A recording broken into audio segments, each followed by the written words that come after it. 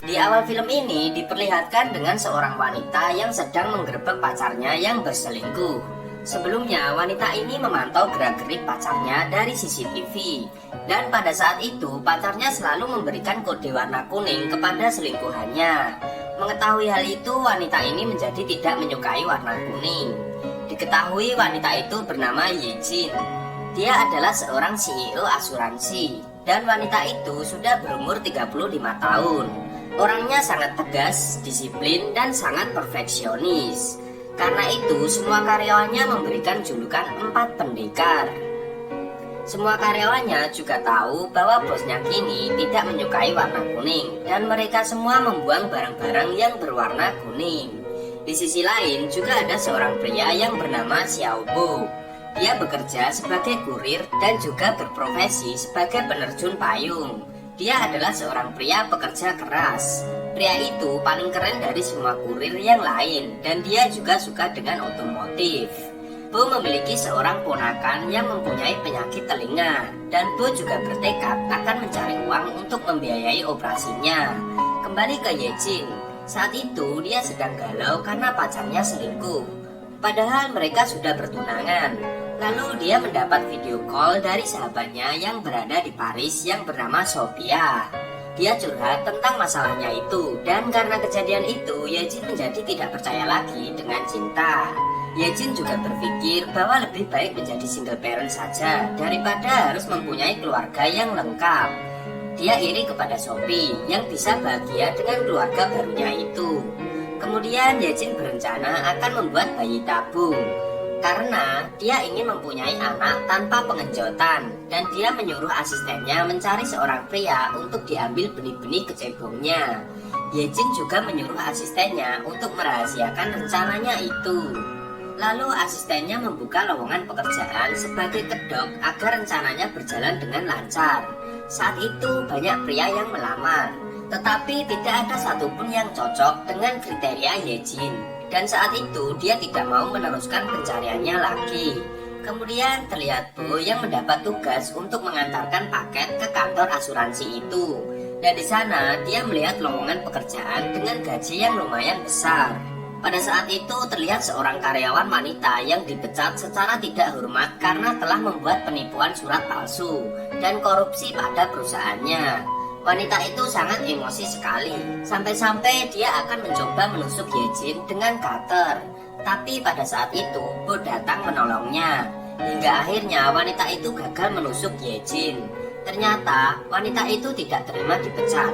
Jika dia kehilangan pekerjaannya, maka dia juga kehilangan anaknya karena mantan suaminya akan mengambil hak asuh anaknya.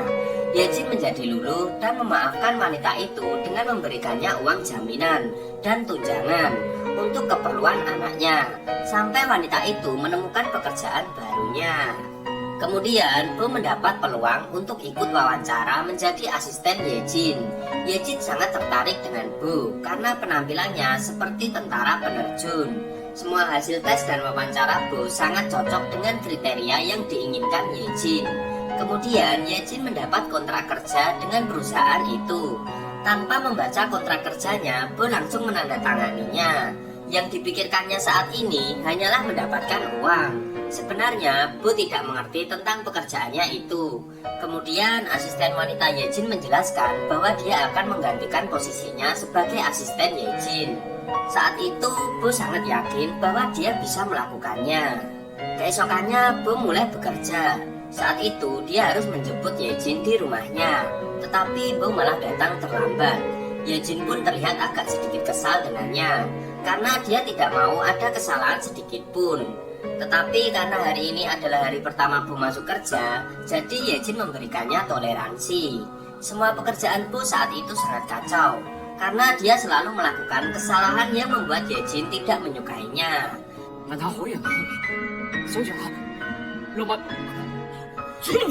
Di hari kedua bekerja, Bo kembali melakukan kesalahannya lagi. Saat itu Bo harus mengantarkan Yejin untuk menghadiri sebuah rapat penting. Tetapi di sini Bo malah terjebak kemacetan di jalan.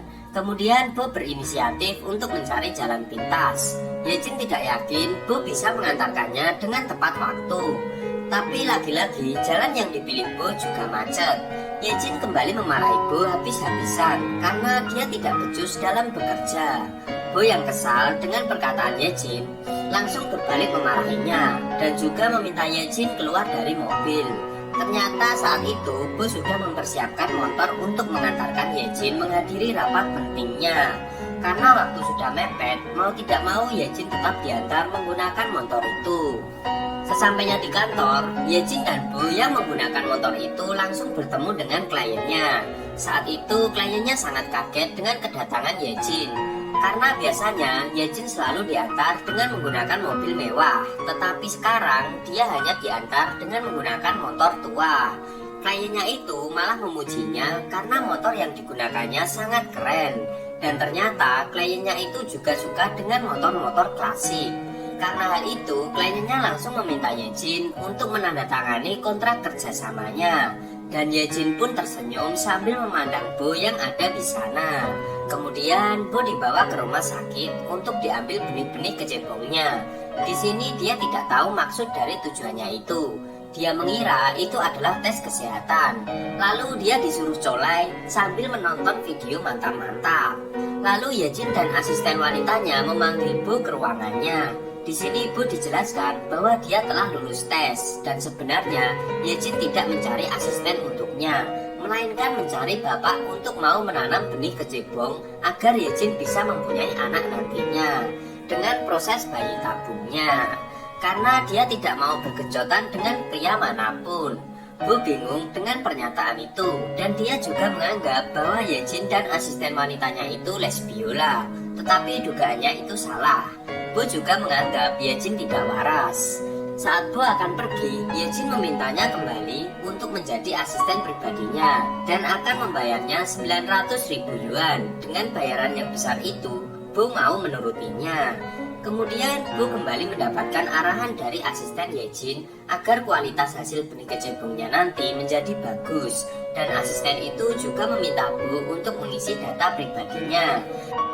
Lalu terlihat Bo yang sedang dimarahi oleh mantan pacarnya karena data pribadi yang kemarin Bo isi itu berkaitan dengannya.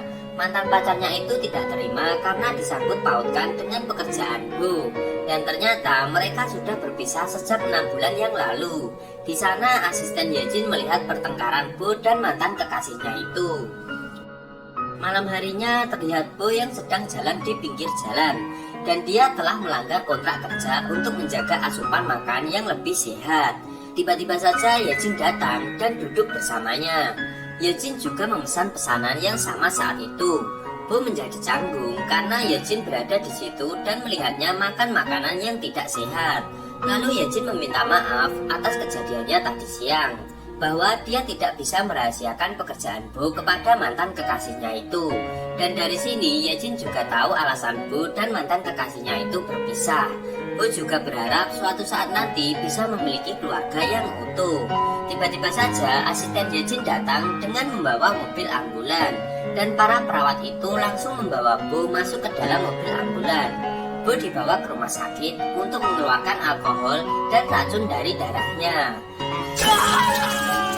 Lalu saat Bo sedang berada di rumah, tiba-tiba saja Yejin menelponnya dan memintanya untuk datang ke rumah. Sesampainya di rumah Yejin, Bo terpesona melihat tubuhnya dan dia menjadi gagal paham saat diminta untuk naik ke kamarnya. Saat berada di dalam kamar, Bo langsung melepaskan bajunya. Bo berpikir bahwa Yejin akan meminta untuk menggenjotnya. Lalu Yejin masuk ke dalam kamar dan memberikan lampu kepada Bo untuk menggantikan lampu mati di kamar itu. Bo menjadi malu karena dia sudah melepas bajunya saat itu dan sudah siap untuk bergenjotan. Keesokannya, saat Bo sudah siap untuk mengantarkan Yejin, tiba-tiba saja mantan Yejin datang ke rumahnya. Ternyata mantannya itu datang untuk mengajaknya balikan. Tetapi Yejin sudah mati rasa dengannya dan tak mungkin untuk balikan. Lalu mantannya itu memberikan solusi yang tidak masuk akal hingga membuat Yejin marah dan mereka pun menjadi bertengkar. Tiba-tiba saja Bo datang dan menengahi mereka. Kemudian Bo mengusir mantan Yejin itu keluar. Setelah itu Yejin mengajak Bo pergi untuk menemui ayahnya yang dirawat di panti jompo. Di sini diketahui bahwa ayahnya mengidap penyakit Alzheimer. Yejin berusaha agar ayahnya itu mendapat perawatan khusus agar dapat sembuh dari penyakitnya. Dan Yejin juga akan membayar perawatan itu 3 kali lipat. Saat Yejin akan pergi, ayahnya itu memanggilnya dan dia juga menganggap bahwa Yejin adalah istrinya. Bu melihat Yejin memperlakukan ayahnya dengan kasar. Bu tidak suka dengan sikap Yejin itu. Tetapi Yejin lebih tidak suka lagi jika Bu mencampuri urusannya. Kemudian saat Yejin akan pulang kerja, Bu tidak ada di parkiran dan dia mencoba menelponnya tetapi HP-nya tidak aktif pada saat itu. Yejin lalu pulang ke rumahnya dengan menggunakan taksi. Sampainya di rumah, Yejin kaget karena rumahnya berantakan dan ternyata Bu membawa ayahnya itu pulang ke rumah. Yejin sangat tidak suka dengan Bu karena telah mencampuri urusannya. Mereka pun menjadi adu mulut saat itu. Dan Bu memutuskan untuk berhenti dari pekerjaannya itu. Keesokannya, Bu mendapat pesan dari Yejin bahwa dia harus membayar denda ganti rugi karena sudah memutuskan kontrak kerjanya secara sepihak. Lalu Bu datang ke kantor Yejin dan memprotesnya karena dia tidak mau membayar denda itu. Lalu terlihat Bu yang marah-marah gak jelas. Yejin pun sempat tertawa melihat tingkah laku Bu. Kemudian Yejin menjelaskan kepada Bu bahwa tuduhan tentang dirinya itu salah. Yejin lalu memberitahu masa lalunya. Di sini diketahui bahwa ayah Yejin dulu pernah berselingkuh dengan wanita lain di hadapan ibunya. Karena itu ayah dan ibu Yejin menjadi sering bertengkar. Hingga ibunya bunuh diri karena kelakuan ayahnya itu. Yejin menjadi dendam kepada ayahnya dan dia memutuskan untuk berpisah dari keluarganya itu dan tinggal di Paris. Karena cerita itu, Bu menjadi mengerti dan dia merasa bersalah karena telah berburuk sangka dengan Yejin. Lalu Yejin balik bertanya tentang Bu. Kenapa dia sangat ingin mendapatkan uang banyak? Bu menjelaskan bahwa itu demi keponakannya. Dia ingin bisa membiayai operasi telinga keponakannya itu. Karena kakak kandungnya telah meninggal dan kakak iparnya yang mengurus anaknya itu sendiri. Tanpa sadar, mereka berdua minum anggur terlalu banyak hingga membuat mereka berdua menjadi mabuk dan akhirnya mereka tidur bersama. Keesokannya Yejin terbangun dan kaget karena tidur berdua dengan Bu. Lalu mereka bergegas untuk pergi. Singkat cerita, Yejin mengajak Bu pergi ke Paris untuk merencanakan program bayi tabungnya. Dan di sana dia bertemu dengan sahabatnya untuk berkonsultasi. Sahabatnya menyarankan agar Yejin tidak perlu menghamburkan uangnya untuk program bayi tabungnya itu. Karena sahabatnya ingin Yejin dan Bu bermantap-mantap saja. Tapi Yejin gengsi dong, dan dia tetap pada pendiriannya. Kemudian terlihat Yejin yang berada di ruang operasi dan bersiap untuk melakukan program bayi tabungnya. Malam harinya terlihat Yejin dan Bu sedang duduk berdua. Mereka membahas mengenai anaknya nanti. Karena Yejin tidak ingin anaknya memiliki masa kecil yang tidak bahagia seperti dirinya dulu. Sebenarnya Bu ingin benar-benar menjadi ayah dari anaknya nanti. Tetapi Yejin tidak menginginkannya. Dan dia malah mau mengarang cerita agar bisa menjadi alasan untuk anaknya nanti jika suatu saat bertanya tentang ayahnya. Bu lalu menceritakan tentang kecelakaan atau insiden saat sedang melakukan skydiving. Saat itu ada seseorang yang sangat takut untuk terjun dari pesawat hingga orang itu tak sadarkan diri. Dan seseorang lain berusaha untuk menolongnya. Tetapi orang itu malah tertendang wajahnya hingga dia menjadi tak sadarkan diri dan terjatuh ke tanah tanpa parasut. Bu terlihat sedih saat menceritakan cerita itu. Lalu dia pergi meninggalkan Yejin. Kemudian terlihat Yejin dan Bu sedang menghadiri sebuah pesta. Dan di sana Sophia memberitahunya bahwa program bayi tabungnya berhasil. Yejin dan Bu sangat senang dengan kabar itu. Mereka pun berdansa dan berpelukan. Bu mengatakan kepada Yejin bahwa dia mau bersamanya. Tetapi Yejin malah pergi meninggalkannya. Saat itu Sophia juga menyarankan agar Yejin menikah dengan Bu. Sepertinya dia juga menyukai Bu. Tetapi Yejin sepertinya bimbang dengan keputusannya saat ini. Lalu keesokannya Yejin menyuruh Bu untuk kembali ke Hong Kong dan dia menyudahi semuanya. Sebenarnya Bu masih berharap bisa bersama dengan Yejin. Tapi Yejin sangat keras kepala dan tetap menyuruh Bu untuk pergi. Dengan rasa kesal, Bu pergi dengan berjalan kaki. Singkat cerita, Bu berhasil mengoperasi ponakannya agar dapat mendengar kembali. Kakak iparnya sangat senang saat itu. Tapi di sisi lain, Bo masih terus memikirkan Yejin. Sudah berbulan-bulan, Bo dan Yejin lost kontak. Kemudian Bo mempunyai ide untuk membuat hadiah yang nantinya akan dikirim ke Paris untuk Yejin dan anaknya nanti. Bo bekerja keras untuk membuat hadiah itu. Hingga akhirnya hadiah itu selesai dibuat dan dia kirim ke Paris. Saat di Paris, ternyata Yejin juga terbayang wajah Bo yang sedang mengirimkan paket untuknya. Tetapi itu hanya bayangannya saja dan kenyataannya itu adalah orang lain. Kemudian terlihat Sophia dan suaminya sedang kebingungan karena Yejin menghilang dari rumah. Lalu Sophia mendapat kabar tentang keberadaan Yejin. Dan saat itu Sophia juga mengundang Bo untuk datang ke Paris. Lalu mereka pergi mencari keberadaan Yejin. Dan diketahui bahwa Yejin mengalami keguguran. Saat itu dia sangat senang sekali karena kehamilannya itu. Dan dia mempersiapkan segala kebutuhan bayinya itu sendiri. Sehingga dia menjadi kelelahan dan saat itu dia mengalami pendarahan. Kemudian Yejin dibawa ke rumah sakit tetapi bayinya tidak tertolong. Yejin sangat sedih dan depresi saat itu. Hingga suatu ketika paket hadiah yang dikirimkan Bu itu datang dan membuatnya teringat kembali masa-masa berat itu. Kemudian mereka menemukan keberadaan Yejin yang saat itu berada di tebing pantai. Bo lalu menghampirinya dan mencoba untuk menenangkannya. Yejin sangat depresi dan dia juga berniat untuk bunuh diri saat itu karena dia telah 2 kali ditinggal oleh orang yang paling dia sayangi. Bo lalu mengingatkannya pada cerita seorang penerjun yang tewas dan ternyata itu adalah kakak kandung Bo. Perlahan-lahan Bo mendekatinya dan dia malah mengatakan bahwa jika Yejin mati, Bo juga akan ikut mati dengannya. Mereka berdua malah lompat ke tebing itu. Dan ternyata Bo sudah mempersiapkan parasut. Lalu mereka berdua berhasil terbang ke udara. Bo berhasil menenangkan kembali hati Yejin.